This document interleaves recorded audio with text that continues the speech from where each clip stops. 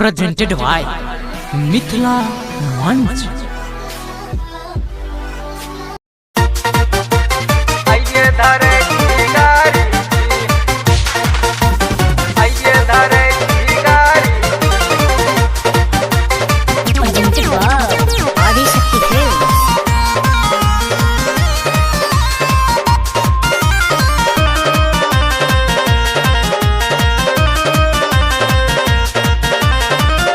के पास कराबू बलम यो कराबू बलम होली में घर चले आबू बलम यो आबू बलम हे यो सुने छिए ना छुट्टी के पास कराबू बलम यो कराबू बलम होली में घर चले आबू बलम यो आबू बलम बड़ा मन होइया खेली आहा संग पिचकारी जी करुण चिंता की करू ये करुण चिंता सुनु सुनीता आइए धरे छी गारी जी ये करुण चिंता सुनु सुनीता आइए धरे छी गारी जी तनी जल्दी चल आबू ना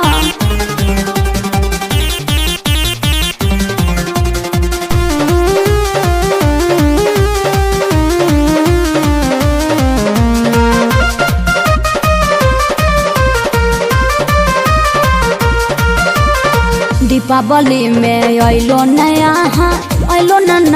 साल में हे यो झूठ किया बजे छिए एबे करे छी वादा ये सजनी पहुँचब हम हर हाल में ये पहुँचब हम हर हाल में दीपावली में अलो नया साल में एबे करे छी वादा ये सजनी पहुँचब हम हर हाल में आहा बिना रहतो अधूरा फागुन के कुमारी जी करुण चिंता ये करुण चिंता सुनु सुनीता आइए धरे छी गारी ये करुण चिंता सुनु सुनीता आइए धरे छी गारी जी झूठ नहीं न बजे छिए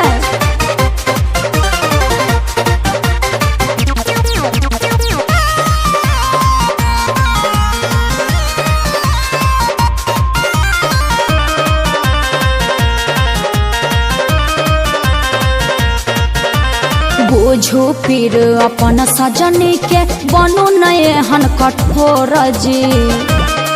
आई बार बहाना नहीं चलत बुझलो ने होली में करब ने गलती आबै छी भोर जी आबै छी भोर जी बुझू फिर अपन सजनी के बनू नए हन कठोर जी होली में करब ने गलती आबै छी भोर जी देखत रहैया कल्याण अहाँक कल्याणी जी करुण चिंता सही में करुण चिंता सुनु सुनीता आइए धरे छी गारी ये करुण चिंता सुनु सुनीता आइए धरे छी गारी जी अच्छा तो ठीक है संगे मिल के होली खेलल जेत।